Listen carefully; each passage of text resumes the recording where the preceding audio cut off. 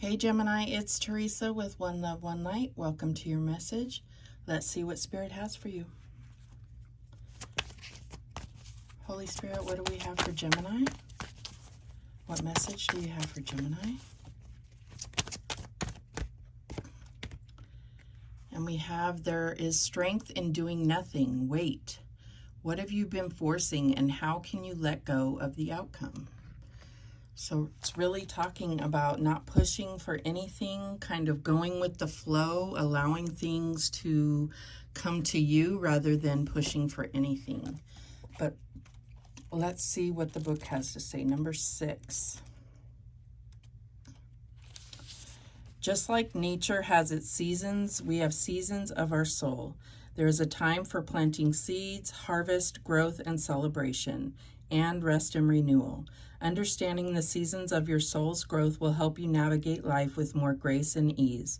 Often we feel stuck when really we are initiating new levels of consciousness, and with this comes a time of inner reflection. You've drawn this card because you are in a phase of realignment. Perhaps you've been pushing and working hard with few tangible results. When this happens, it is human nature to push harder, but your true self has an easier plan. Relax, release, and surrender. Stop pushing so hard and wait it out. We've been conditioned to believe that if we push harder, we will achieve more and be successful. But there is power in the pause. Instead of using force to push ahead, let yourself be. This is not about surrendering your desires and dreams, but relaxing into the flow of life and seeing that doing nothing is necessary for alignment and progress forward. So it's also like divine timing, like kind of waiting till you see things line up and feeling like that timing is right and the urge to move forward comes about. All right, what else do we have? And we have Vesta, the goddess within, your sacred spiritual center and quiet dignity. So, yeah, I feel like this is when you're going to feel that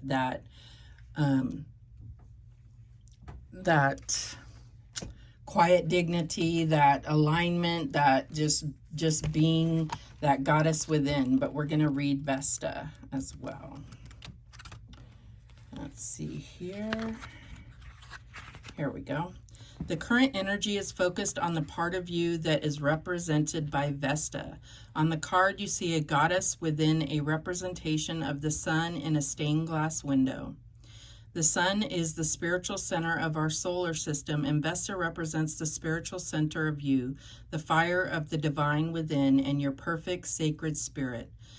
The card suggests you should withdraw to the sanctity and specialness inside and caress your aloneness. For when involvement with others has resulted in loss of connection to the soul's purpose, Vesta assists with reconnection.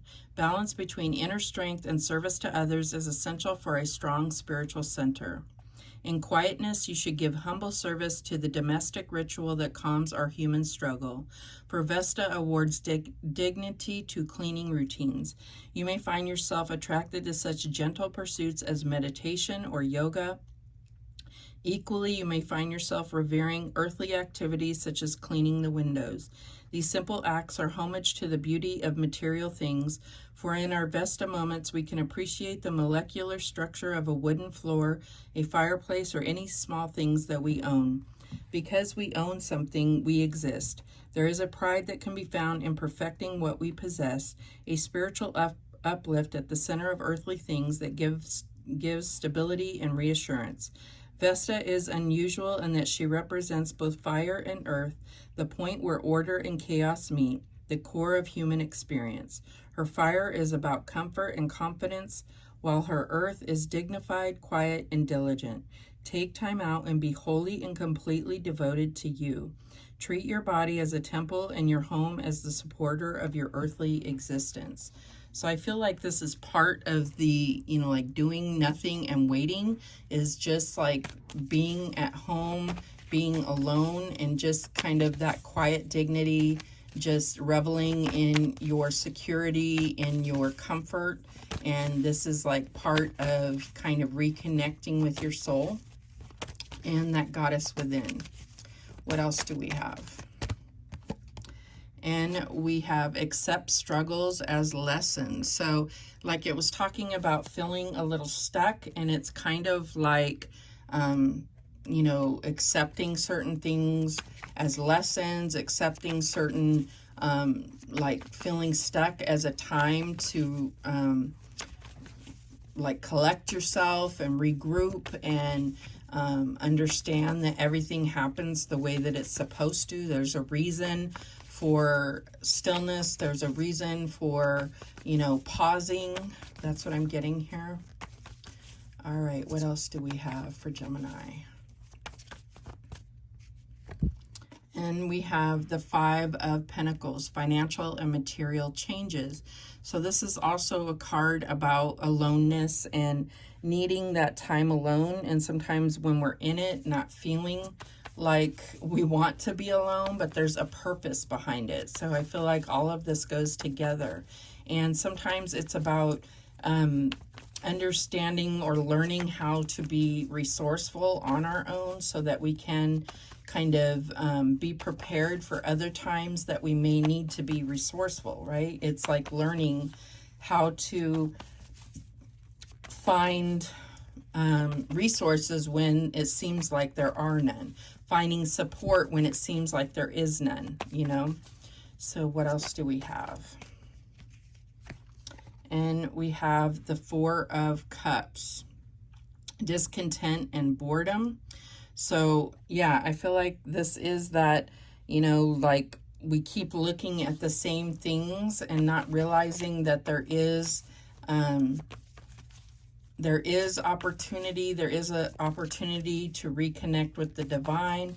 This is because we may have been looking at the same set of options and not looking for new options. And I do feel like the divine is presenting new ideas, new opportunities that we haven't been paying attention to. What is the challenge here? And we have the Nine of Wands, spiritual strength. So yeah, it feels like we've been through a lot. And I feel like there's a need, because it's like, you know, you're almost through this cycle. There's almost this need to really gather your strength, regroup, to kind of have this final push to get through this cycle in a sense. And so you're being given this opportunity to kind of rest, rejuvenate, to make this final push, because it's going to take everything you have to get through this cycle. You're almost there. That's what I'm getting. What is the advice from Spirit here?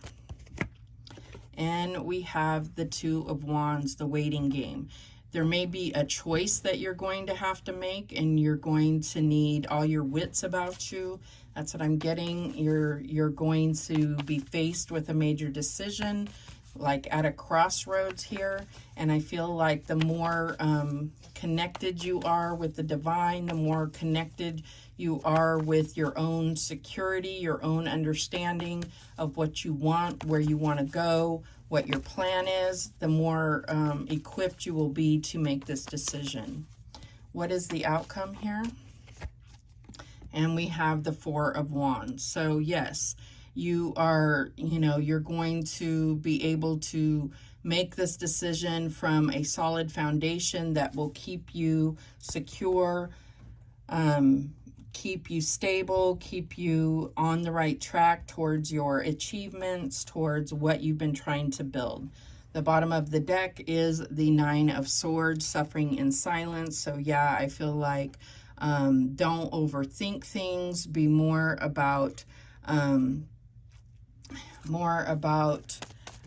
what's best for you, staying in the highest vibration, not looking at this as a time of being alone, but a time to reconnect to your sacred center and be in your,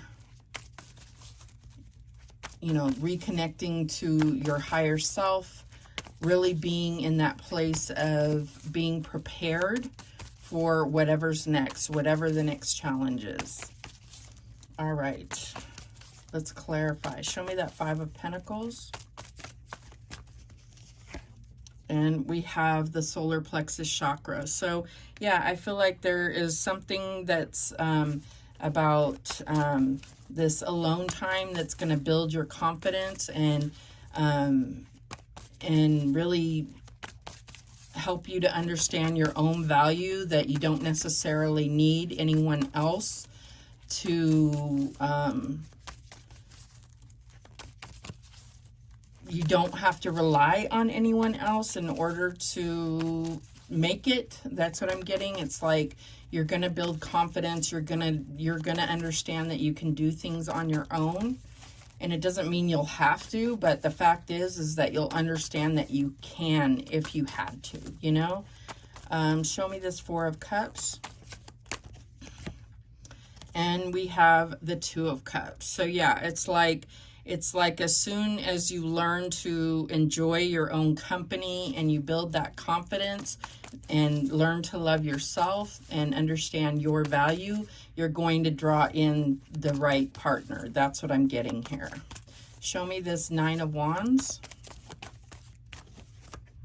And we have the third eye chakra. So you're also, you know, it's like because you can't see what's coming, this may be causing you to overthink situations. But I feel like if you're just working on connecting with the divine, understanding your own strength in a situation, building your confidence, your value, understanding your own value, your own strength, and who you authentically are, then you're going to be able to get through any situation. That's what I'm getting here.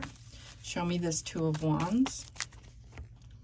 And we have the throat chakra. So yeah, it's about being authentic, being truthful, honest, speaking your truth, and being able to make decisions in your truth, being honest about what you want, doing what's right for you. Show me this Four of Wands. And we have the Temperance card. So yeah, I feel like you're going to have the right recipe. You're going to be able to bring things together to come to bring success, victory, and to meet milestones in your life that that you've been working hard towards. Even though you feel like you're in a period of lull, it's like this is just a kind of rest stop for you to then go towards this next finish line, if you will.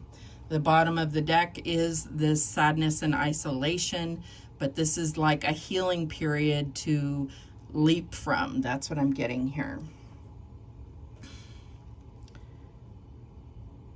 All right, let's see if there's any other messages. And so I feel like, yeah, there's this last period of time to kind of heal what's happened in the past so that you can fully embrace the new that's coming into your future and not carry that pain into the future, so that you can fully embrace this kind of new victory, new future that you have coming. All right, any other messages for Gemini? Any other messages for Gemini? Oops. Any other messages for Gemini?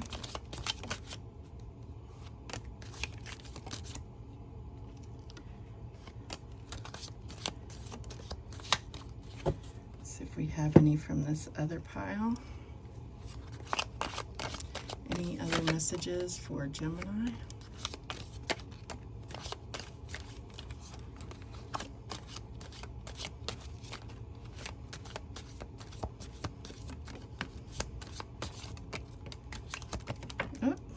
Someone on the floor. Okay, we got a few here. Let me get this one that went on the floor. All right, let's see what we have here, guys. Okay, and we have hand, in need of help, assistance, and guidance. Wreath, sorrow over a loss. Scissors, disappointment in some affair. Fly, a period of ill health, depression. Crib, birth or conception of a child or enterprise. Quill, get back to the basics. Angel, spiritual guidance, protection from harm. Ant, work, achievement, success. Yoke, feeling tied down or frustrated. Axe, forces working against you. Caterpillar, things will not always be this way, a change is coming. And finally, box, you will receive a gift. So those are the messages that came through for you. Thank you so much for watching. I do appreciate it. Please, please, please subscribe. And remember, the universe has your back, and so do I. Take care.